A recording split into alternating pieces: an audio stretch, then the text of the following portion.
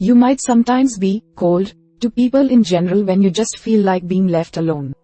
But if you're looking to be cold-hearted, then you're probably trying to extract yourself from an unhealthy relationship with a romantic partner or family member.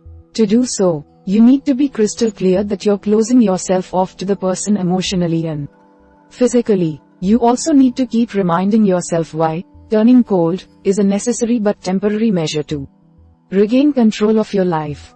So, we are going to watch about the how to be cold-hearted. Method 1. Signaling your icy turn. First is make your decision and stick to it.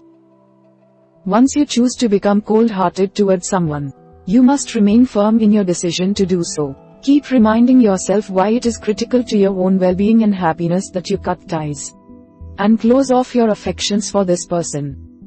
Be crystal clear when you make the break. I've realized that this relationship is harmful to me, and I have decided that we cannot be together any longer. This is non-negotiable. Quote, cutting ties in this fashion is a harsh and challenging measure. So save it for instances in which a relationship is clearly detrimental and irreparable. Step 2. Cut off contact as much as you can. If possible, do not accept phone calls, emails, Facebook messages, etc. Every time you give a chance for them to explain or apologize, your resolve may be weakened. Explain the change once and only once. I don't want us to have any contact unless it is absolutely necessary. Quote, you must view each and every attempt at reconciliation as the other person's desire to put you back into a position to hurt you again. Step 3. Keep any communication as short as possible. When forced to communicate with the person, use no as a complete sentence if they ask if they can call you, if they can explain things, and so on. Tell them your boundaries clearly so they understand that you don't want to get more involved. Otherwise, give short, direct replies such as, I can't, that isn't possible, or, I don't have time for that. Then walk away, hang up, etc. Or, pretend not to notice or hear them at all. Use these tactics when dealing with a coworker or classmate, for instance. Step 4. Don't reveal what you're thinking or feeling. Do not express anything that could be construed as doubt or remorse, such as saying, sorry, whether you mean it or not. Show no signs of lingering affection. Don't even glance their way. Close yourself off completely. Don't get dragged into discussions about how you're going to move on, what you're planning to do next, and so forth. Become a complete mystery to them. You've already expressed your decision to them. You don't owe them anything more than that, no matter what they say. Finally, refuse to reminisce or wallow in sentimentality. Do not reflect on the good times you might have shared. You can't be cold-hearted while having fond memories. Delete all texts, emails, etc. Rid yourself of pictures, gifts, and anything else that reminds you of them. Even if you did have some good times, your memories of these must be sacrificed in order to make the clean break from this person. Perhaps in the future, after you've entered into a healthy relationship, you'll be able to safely recall some of those good times. Method 2. Staying strong in your coldness. First is remind yourself that you're powerful and in control. Thanks to brain chemistry and social reinforcement, people in positions of power or control are less capable of empathizing with others. And it turns out that even a temporary power trip reduces your ability to feel the pain of others. To tap into this element of human nature, keep visualizing times in your life when you felt most powerful or in control. For instance, before any instance when you might run into the other person, remind yourself that you've built a successful business from the ground up, that you've secured your financial future, or that you've earned the respect of those around you. Step 2. Remember why the relationship had to end. When you become weak in your resolve to be cold-hearted, you will find that anger is a very good motivator.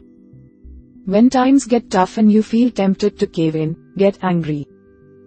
Remind yourself about all the times you were mistreated, lied to, or left without the support you needed. Write down a detailed list of all the ways the person hurt you or let you down, and refer to it whenever necessary. Or, if it helps, stick their picture on your dartboard or punching bag and go at it. Step 3. Stay busy with other activities. It's important to occupy your mind and keep yourself busy during this transitional period. Take up a new hobby that you've always wanted to try, or get back to doing something you used to enjoy. If certain activities or hobbies remind you too much of the person you've turned cold-hearted towards, stop doing those things at least temporarily. Or, change the conditions, join a new gym, take an art class instead of a cooking class, etc. Step 4. Rebuild relationships with supportive loved ones.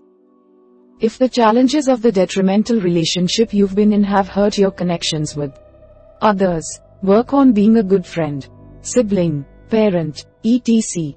Show those loved ones who've been on your side the whole time that you appreciate their support. Don't let your cold-heartedness extend to them. Show them the loving warmth they deserve.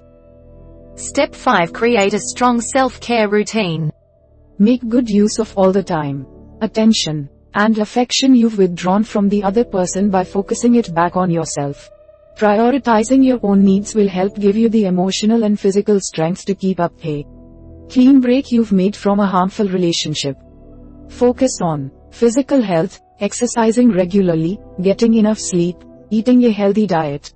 Emotional care, meditation, prayer, yoga, tai chi, relaxation exercises, and so on. Spending time with supportive friends and family, doing things you enjoy, going to the movies, getting outdoors, traveling, etc. Step 6. Seek additional help if you need it. Ending a relationship, even one with an emotional vampire, who takes without giving in return, is never easy. If you're not able to turn yourself cold-hearted toward the person and break free completely, there is no shame in seeking help. Get referrals from your doctor or friends and family for licensed therapists in your area. Working with a therapist may reveal that trying to be temporarily cold-hearted is not the best approach for you. The important thing is to find out what works best for you. Finally, don't turn cold toward the world. Remind yourself that you're choosing to be cold-hearted in a specific way for a specific goal. You have the power and control over the situation. Once you've achieved your goal of breaking free from a harmful relationship, get back to being your old self.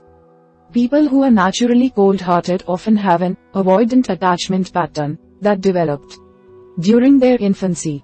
Therefore, being temporarily cold-hearted for a specific purpose need not turn you that way permanently. However, if your cold-hearted turn is successful, you may be tempted to use it more often or more widely. If so, remember that cutting yourself off from the world will cause you more pain than it prevents. We hope it is useful to you. Please subscribe to our channel to upskill yourself.